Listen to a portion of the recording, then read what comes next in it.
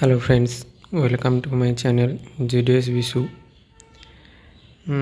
যাদের ফার্স্ট লিস্টে নাম এসেছিল, ফার্স্ট ডিবি লাস্ট ডেট আছে 7ই এপ্রিল।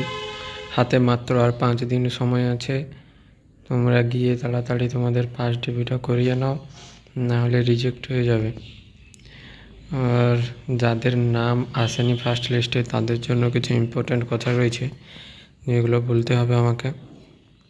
প্রথম কথা হচ্ছে, যাদের এখনও ডকুমেন্টস রেডি হয়নি, বলতে SC ST OBC caste certificate যারা আছে, ইডাব্লিউএস কাস্ট সার্টিফিকেট যাদের আছে, তোমাদের বলছি তোমরা তাড়াতাড়ি সেন্ট্রালের ফরম্যাটে, সেন্ট্রাল যে ফরম্যাট হয় ওইটাই কাস্ট সার্টিফিকেটটা বানিয়ে রাখো। কারণ অনেকেই রিজেক্ট হয়েছে, আমাকে কমেন্ট করে বলছে যে দাদা 95 আছে, আমি আসামে গেছি, কাছাড় ডিভিশনে ফার্স্ট ডিবি করাতে এসেছি, আমাকে কাস্ট সার্টিফিকেটের জন্য রিজেক্ট করে দিল।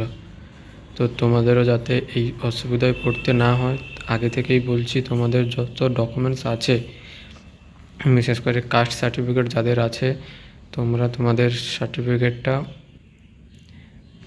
সেন্ট্রাল ফরম্যাটে করে রাখো। কারণ এটা না থাকলে ভাই রিজেক্ট করে দেবে। তা এই আসামে তো আমার ডাব্লিউবির মতোই কাট অফ এসছে, কিন্তু এত কাট অফ লো যায় একটাই কারণ, যে কারোর কাস্ট সার্টিফিকেট ঠিক থাকে না, আর কেউ এখানে এসে ডিভি ফার্স্ট ডিভি করানোর পর যেখানে পেয়েছে সিলেকশান পোস্ট অফিসটা, ওখানে দেখে তারপর আর কেউ জয়েন করতে চায় না।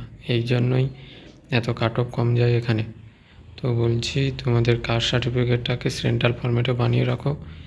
সেন্ট্রাল ফরম্যাট না হলে কিন্তু রিজেক্ট হয়ে যাবে আসামে। আর এই জন্যই আসামে 80, 85, 90-র মধ্যেই কাট অফ থাকে, লো থাকে।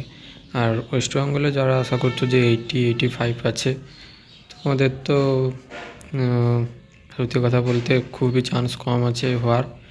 তাও লাস্ট লিস্টের দিকে দেখতে পারো, যদি হয়তো ভালো। এত কাট অফ নামে না ওয়েস্ট বেঙ্গলে কোনো বছর, কিন্তু আসামে নামে।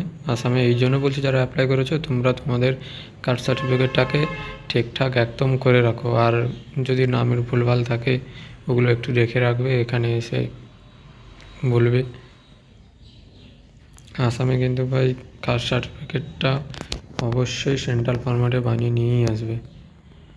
তাহলে থ্যাংক ইউ। ভিডিওটা ছিল আজকের এই পর্যন্তই, দেখাবে পরের ভিডিওতে। Thank you.